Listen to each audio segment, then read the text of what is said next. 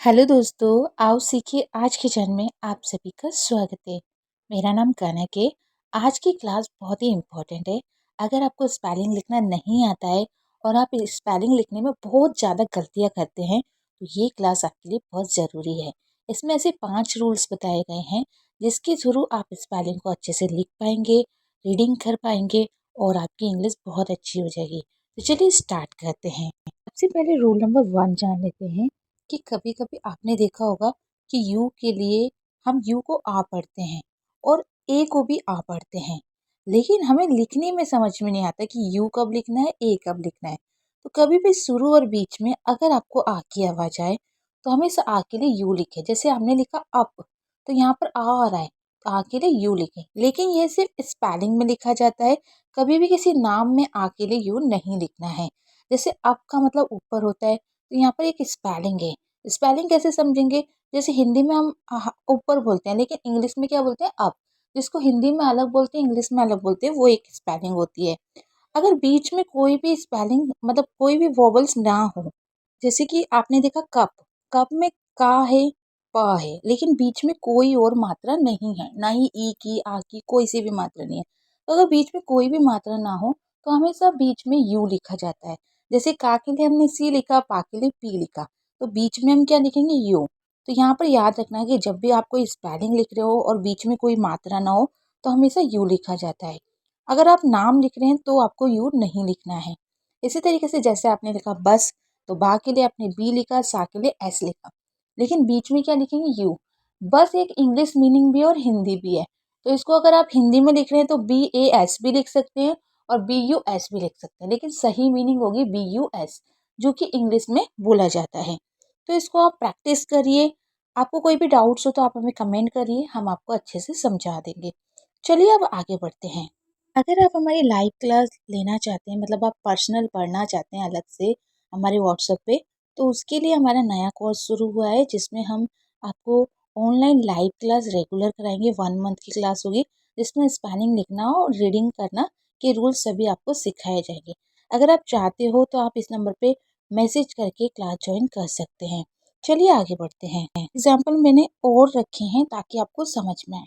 जैसे कि हमने लिखा जंप, तो अगर इस तरीके से कोई वर्ड मीनिंग है जंप तो उसको कैसे लिखेंगे? तो हमेशा जा के लिए जे लिखिए। याद रखना है जा के लिए जे लिखना है। अगर सिर्फ जा है तो जा के लिए जे लिखा, बीच में कोई भी मात्रा नहीं है तो यू लिखेंगे। और ये जो अंकी बिंदी है ना, इसको माँ पढ़ें, ज म प, ना लिखें। हमेशा साउंड को पहले सुन ले कि उसका मतलब क्या है। जैसे आप पहले बोल के देखें जंप, तो माँ का साउंड आ रहा है तो आप एम लिखेंगे। पा के लिए पी लिखेंगे। जंप यानी कि कूदना, तो हमेशा पहले जम लिखे फिर प लिखे। अगर आप जम लिखेंगे तो जे एम लिखेंगे और बीच में क्या आएगा? यू आएगा। और पा के लिए पी लिखेंगे। इस तरीके से अगर आपको लक लिखना है तो ला के लिए एल लिखेंगे और का के लिए सी के लिखेंगे और बीच में यू लिखेंगे। अब का के लिए सी के क्यों लिखा जा रहा है? क्योंकि जब भी तीसरे नंबर पे का आएगा तो का के लिए सी के लिखा जाएगा। आप कहेंगे हिंदी में तो दूसरे नंबर पे है। अगर आप हिंदी को काउंट करें ल और का, तो आप दूसरा नंबर याद रखिए।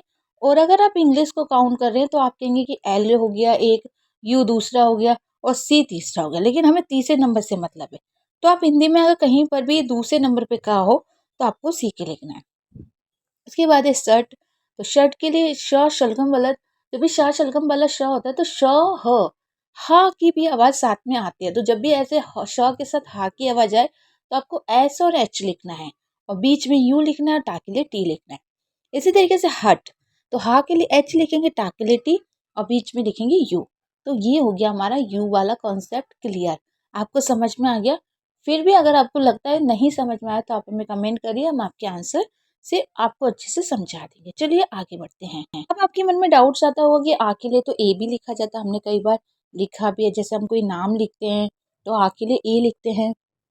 हाँ, बिल्कुल लिखते हैं, लेकिन ये सिर्फ नामों में लिखा जाता है। अगर आप कोई स्पेलिंग लिख रहे हैं तो आके लिए यू लिखिए, लेकिन अगर आप हिंदी नाम को इंग्लिश में लिख रहे हैं तो आप आके लिए ए लिखिए। जैसे हमने लिखा अमन, तो आ रहा है तो आपको ए लिखना है, माँ के लिए एम लिखना है। लेकिन याद रखिएगा कि नाम में भी अगर बीच में कोई भी मात्रा नहीं है तो आपको ए लिखना है। जैसे वहाँ पर हम यू लिख रहे थे, यहाँ पर ए लिखना है।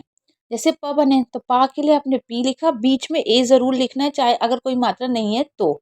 वा के लिए डब्लू, फिर ए, फिर एन। अब आप कहेंगे डब्लू कैसे पता चलेगा, तो ज़्यादातर आजकल डब्लू लिखा जा रहा है वाह के लिए, तो आप डब्लू लिख सकते हैं। माँ के लिए एम लिखेंगे, फिर ए लिखेंगे, फिर एन लिखेंगे, ये हो गया मन। तो ये समझ में आया कि हिंदी नामों में आ के लिए ए लिखा जाता है और स्पेलिंग में यू लिखा जाता है। जैसे अंकित है, तो आ के लिए ए लिख रहे हैं, अंक की बिंदी के लिए ना लिख रहे हैं। यहाँ पे देखिए अन, क्योंकि ना का साउंड आ रहा है तो एन लिखा जा रहा है। अगर माँ का साउंड होता तो एम लिखते। कित, अब देखिए का के लिए के लिखा, और क्योंकि बीच में मात्रा है तो हम मात्रा लिखेंगे, ए नहीं लिखेंगे। ई की मात्रा तो आई लिखेंगे, ता के लिए टी। अनीता, जैसे अनीता, आ के लिए ए लिखा, ना के लिए एन लिखा। ई की मात्रा के लिए आप डबल ई भी लिख सकते हैं, आई भी लिख सकते हैं। तो यहाँ पर आपने आई लिखा या डबल ई, दोनों ही सही होगा। टा के लिए टी लिखा लास्ट में, क्योंकि आ का डंडा है तो ए लिखेंगे। उसके बाद है अंजलि, तो आ के लिए ए लिखा, ना के लिए जो बिंदी है आ न, तो एन लिखेंगे। जा के लिए जे, बीच में अगर कोई मात्रा नहीं है तो ए लिखा जाएगा। ला के लिए एल और लास्ट में आई। अब लास्ट में आई क्यों लिखा, डबल ई क्यों नहीं लिखा, क्योंकि जब भी लास्ट में अगर बड़ी ई की मात्रा हो चाहे छोटी ई की मात्रा हो, हमेशा आई ही लिखना चाहिए। इसी तरीके से अर्जुन, तो र, देखिए आप कहेंगे कि राज पहले क्यों लिखा, तो साउंड को पहले पहचानिए। र, पहले अर बोल रहे हैं तो अर कैसे लिखेंगे, ए आर, आर हो गया। फिर आ रहा है जून, तो जे यू एन। आप कहेंगे यहाँ डबल ओ क्यों नहीं लिखा, तो आप डबल ओ भी लिख सकते हैं, यू भी लिख सकते हैं, दोनों सही हैं। और ना के लिए एन लिखा, तो ये हो गया अर्जुन। अगर कभी भी कोई भी नाम लिखे तो पहले उसको एक बार बोल के सुने कि उसमें पहले क्या आवाज आ रही है, फिर उसको लिखने की कोशिश करें, इससे आपकी गलती कम होगी। जैसे अनमोल, तो पहले अन का साउंड आ रहा है, अन, तो ए एन। मोल, फिर मोल आ रहा है, यानी कि एम ओ एल। तो इस तरीके से आप लिखेंगे तो गलती बिल्कुल कम होगी और आप अच्छे से लिख पाएंगे। अगर आप रेगुलर क्लासेस देखना चाहते हैं हमारे चैनल पे, तो चैनल को सब्सक्राइब कर लीजिए, क्योंकि इसका पार्ट 2 आएगा जिसमें हम इसके आगे का सिखाएंगे। तो आप अगर सीखना चाहते हैं तो आप सब्सक्राइब करके हमें कमेंट में लिख के बता दीजिए कि आपने सब्सक्राइब कर लिया। ठीक है, अब चलिए आगे बढ़ते हैं। अगर कभी भी आपको ए लिखना है तो ए दो तरीके से लिखा जाता है। एक तो ए के लिए ई लिखते हैं और एक ए के लिए ए लिखते हैं। यहाँ पर हम स्पेलिंग की बात कर रहे हैं, नाम वगैरह की नहीं कर रहे हैं। तो अगर आपको लिखना है कैट, तो आप कहेंगे कि ए क्यों लिखा गया, यहाँ ई क्यों नहीं लिखा, क्योंकि जब भी अगर आपको धीरे से ए का साउंड आएगा के, तो हमेशा ए लिखा जाएगा। मतलब अगर कभी भी बड़े ए की मात्रा होगी तो आपको ए लिखना है। जैसे हम हिंदी में छोटा ए और बड़ा ए बोलते हैं ना, ऐसे स्पेलिंग में अगर बड़े ए की मात्रा है जो धीरे बोली जाती है तो आपको ए लिखना है, और अगर छोटे ए की मात्रा है तो ई लिखना है। जैसे कैट में हम धीरे बोल रहे हैं तो सी ए टी कैट। बैट, यहाँ पर धीरे बोल रहे हैं, हैट। मैन, तो यहाँ पर आपने देखा सब में दो मात्राएं आ रही है, यानी कि ये बड़ी मात्रा है। तो बड़ी मात्रा के लिए हमें ए लिखना होता है। उसके बाद अगर छोटी मात्रा है, जैसे छोटी मात्रा की पहचान है, ये जल्दी बोली जाएगी ए। जैसे हम बोलते हैं ना क, की, तो हम एक धीरे बोलते हैं एक जल्दी बोलते हैं। तो हम कैसे बोलते हैं, क जल्दी, क वो धीरे। तो ऐसे ही इसमें भी है, ए ए, तो जो जल्दी बोला जा रहा है उसके लिए ई लिखेंगे। अगर जैसे हमने बोला मैन, तो जल्दी बोल रहे हैं तो एम ई एन, यानी कि ए के लिए ई लिखा। जैसे पेन, तो P N. Bed, B E D, bed. अगर आप इसे धीरे बोल देते हैं बैड, तो यहाँ पर ए लिखना होगा, आपको ई लिख देंगे तो गलत हो जाएगा। लेकिन राइट स्पेलिंग क्या है, बेड, तो आपको ई लिखना है। जैसे आपने लिखा रेड, तो यहाँ पर जल्दी बोल रहे हैं तो ई लिखेंगे, आर ई डी, रेड। तो इस तरीके से आपको लिखना है।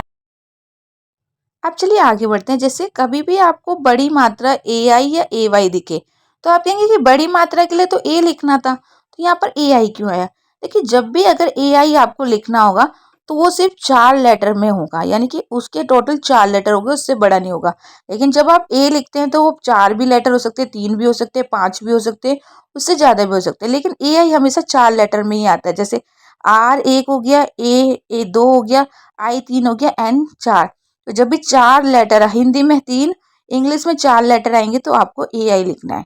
जैसे रेन, तो रेन, ये हमेशा एन, ई का साउंड हल्का सा इसमें जरूर आएगा। तो जब भी ए के साथ हल्का सा ई का साउंड आ रहा है तो ए आई लिखे। जैसे रेन, रेन, पेन, चेन। तो ये पहली खासियत है, ये सिर्फ 4 लेटर होते हैं, उससे ज्यादा नहीं होते हैं। दूसरी, इसमें हल्का सा ई का साउंड आता है। अगर कभी भी लास्ट में आपको ए लिखना है, चाहे वो छोटा ए हो, बड़ा ए हो, कोई सा भी ए हो, तो हमेशा AY लिखना होगा, लास्ट में हमेशा AY लिखना है और कुछ नहीं लिखना है। जैसे डे हो गया, प्ले हो गया, स्टे हो गया, ट्रे हो गया, सब में लास्ट में ए है तो ए के लिए AY ही लिखना है। तो इसको अच्छे से लिख के प्रैक्टिस कर लीजिए। अगर आप अलग से पढ़ना चाहते हैं जूम ऐप पे, आप सिंगल पढ़ना चाहते हैं, आपको ये है कि मुझे अलग से जल्दी से पढ़ना सीखना है, तो हम जूम ऐप पे भी पढ़ाते हैं। उसके लिए आप हमारे व्हाट्सएप पे मैसेज करके क्लास ज्वाइन कर सकते हैं। और अगर आप ग्रुप में करना चाहते हैं वो भी क्लास कर सकते हैं। यूट्यूब पे पढ़ना चाहते हैं तो उसके लिए आपको सिर्फ सब्सक्राइब करना है और आप रेगुलर क्लास देख सकते हैं। हो सकता है हफ्ते में एक क्लास आए, लेकिन एक क्लास इतनी अच्छी होगी कि आपको काफी पूरा एक हफ्ते का समझ में आ जाएगा। तो ये समझ में आया, चलिए अब आगे बढ़ते हैं। कई बार क्या होता है जब हम ओ लिखते हैं तो दो तरीके से ओ लिखा जाता है, या तो ओ लिखा जाएगा या OA लिखा जाएगा। कई बार AW भी आ जाता है, वो भी बताऊंगी क्यों और कब लिखा जाता है। तो देखिए, जब भी आपको ओ लिखना हो तो कैसे पता चलेगा कि ओ के लिए ओ लिखेंगे। तो कभी भी अगर जल्दी से ओ की आवाज आए, जैसे ओ एकदम जल्दी बोला जा रहा हो, तो हमेशा ओ के लिए ओ लिखिए, ठीक है ना। जैसे डॉग, टॉप, बॉक्स, लॉस्ट, ये हमेशा जल्दी बोले जाते हैं। तो हमने DOG dog, TOP top, BOX box, LOST lost. तो सब में क्या है, जल्दी जल्दी बोला जा रहा है तो इसलिए हम ओ लिख रहे हैं। जहां पर भी जल्दी से ओ बोला जाएगा तो ओ के लिए ओ लिखना है। लेकिन यहाँ पर OA कब लिखना है, AW कब लिखना है, वो भी हम आगे जान लेते हैं। देखिए, कई बार क्या होता है ओ के बाद ई भी होता है, तो ये कब लिखते हैं, जब वर्ड में ओ के बाद कॉन्सोनेंट आए तो हमेशा ओ के लास्ट में ई आएगा। जैसे कि कभी भी ओ अगर बहुत लंबा बोला जा रहा हो, जैसे होम, तो हमेशा लास्ट में ई आएगा। स्टोन, नॉट, रोप, ये क्या खींच के बोला जाता है। तो जब भी कोई भी मात्रा खींची जा रही हो तो लास्ट में ई लिखा जाता है। जैसे ओ को हम लंबा खींच रहे, बहुत लंबा बोल रहे, तो ई लिखा जा रहा है। तो बिना लंबा बोले ई नहीं लिख सकते। अगर जल्दी बोला जा रहा है तो ओ, धीरे बोला जा रहा है तो ई। इसको याद रखिएगा। जैसे होम, स्टोन, नोट, रोप, इसको जल्दी कैसे बोलेंगे, होम, स्टोन, ये ऐसे बोलोगे अजीब लगेगा, तो वो ऐसे गलत हो जाएगा। ये ओ ए कब लिखा जाता है, जब भी ओ के बाद हल्का सा आ का साउंड आए, जैसे ओ, तो हमेशा ओ ए लिखा जाएगा। जैसे ओ अ, ये ना ही ज्यादा लंबा होगा ना ही ज्यादा धीरे होगा। इसके बाद हल्का सा आ की आवाज आएगी, आपको आ की आवाज पहचाननी है। जैसे बॉट, कॉट, रोड, इसको ऐसे बट ऐसे भी नहीं बोल सकते, बॉट ऐसे भी नहीं बोल सकते। इसको कैसे बोलेंगे, नॉर्मल बॉट, तो ओ ए लिखा जाएगा। कॉट ऐसे नहीं बोलना, कॉट, रोड, शॉप, तो ओ ए लिखना है। इसको लिख के प्लीज प्रैक्टिस जरूर करिएगा, तभी आपको समझ में आएगा। अब चलिए आगे बढ़ते हैं। देखिए, कभी भी अगर आपको ई लिखना है तो ई दो तरीके से लिखा जाता है। छोटे ई की बात कर रहे हैं, एक आई लिखते हैं, एक लिखते हैं वाई। अगर कभी भी शुरू और बीच में आपको ई लिखा जा रहा है और वो जल्दी बोला जा रहा है, जैसे ई, तो आपको आई लिखना है। जैसे सिट, जल्दी बोल रहे हैं तो बीच में हमने आई लिखा। हिट, जल्दी बोल रहे हैं तो आई लिखा। बिट, जल्दी बोल रहे हैं। इन साइड, तो यहाँ पर शुरू में है लेकिन इन साइड जल्दी बोला जा रहा है, तो यहाँ पर क्या लिखेंगे, हम आई लिखेंगे। तो यहाँ पर साइड में आई नहीं है, वो आई का साउंड है, वो ई का साउंड नहीं है, तो वो भी हम बताएंगे। तो इसको लिख लीजिए, शुरू और बीच में ई के लिए आई लिखते हैं। यहाँ पर समझ में आया कि शुरू और बीच में ई की आवाज अगर जल्दी बोली जा रही है तो आपको आई लिखना है।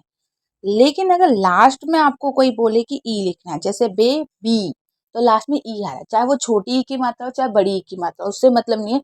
अगर लास्ट में ई आ रहा है तो हमेशा वाई लिखा जाएगा। जैसे बी, तो बी के लिए हमने BY लिखा। हैप्पी, तो हमने पी के लिए PY लिखा।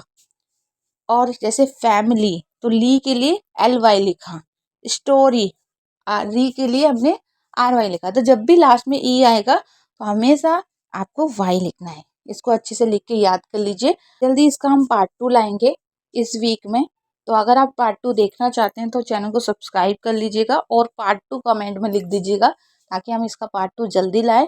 थोड़ा टाइम लगेगा क्योंकि हम टॉपिक को पूरे अच्छे से एक्सप्लेन करने में और लिखने में, आपको समझाने के लिए थोड़ी वीडियो में टाइम लगता है। लेकिन वीडियो जब भी लाएंगे हम इस हफ्ते में, आपके लिए एकदम परफेक्ट लाएंगे। फिर मिलते हैं आओ सीखे आज के चैनल पे। आपका कोई भी डाउट्स हो तो प्लीज़ कमेंट करिएगा, लाइक कीजिएगा, शेयर कीजिएगा। ये आप ही का चैनल है, आपको जो भी दिक्कत हो ज़रूर बताइएगा।